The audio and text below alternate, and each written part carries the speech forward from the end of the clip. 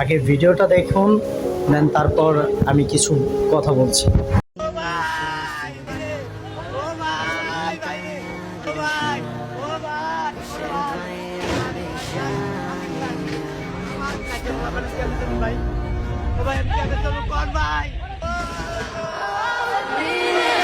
একটা জিনিস কি জানেন, অটোরিকশা তো কোনো সমস্যা নয়, সমস্যা হচ্ছে আমাদের বেকারত্বের। আমরা বড়লোকদের রিক্সার গ্যারেজ ভাঙতে পারি না, কিন্তু গরিবদের রিক্সার গ্যারেজ ঠিকই ভাঙতে পারি। আসলে কেউ এই জিনিসটা বুঝতে চেষ্টা করে না যে অটোরিকশা আসলে তারা গরিব মানুষ, তারা দিন আনে দিন খায়। আজ বেকারত্বের হার বেড়ে যাওয়ার কারণে কিন্তু রিক্সা এত পরিমাণে দেশে বেড়ে গিয়েছে। কেন বড়লোকদের নিয়ে কেউ কিছু বলতে পারে না?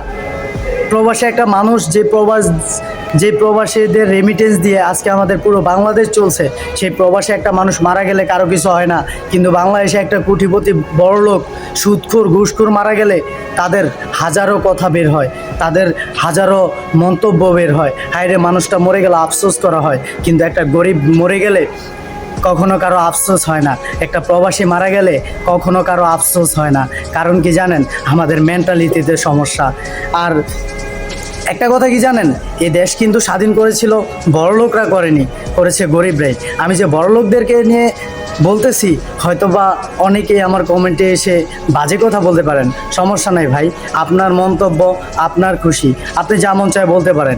আজকে একটাই কথা, যে আজকে যদি বেকারত্বের হার কম হতো তাহলে হয়তোবা এই রিক্সা রাস্তাঘাটে দেখা যাইতো না, বা এই রিক্সা এত পরিমাণে বাড়তো না। আজ বেকারত্বের কারণেই, কেননা একটা পুরুষ বা একটা ছেলে কোথায় আটকায় জানেন? পরিবারের কাছে, টাকা পয়সার কাছে। কেননা টাকা পয়সার কাছে হেরে যায় আজ হাজারো ছেলের ভালোবাসা বা পরিবারের কাছে। তো এটাই হচ্ছে বড় কথা।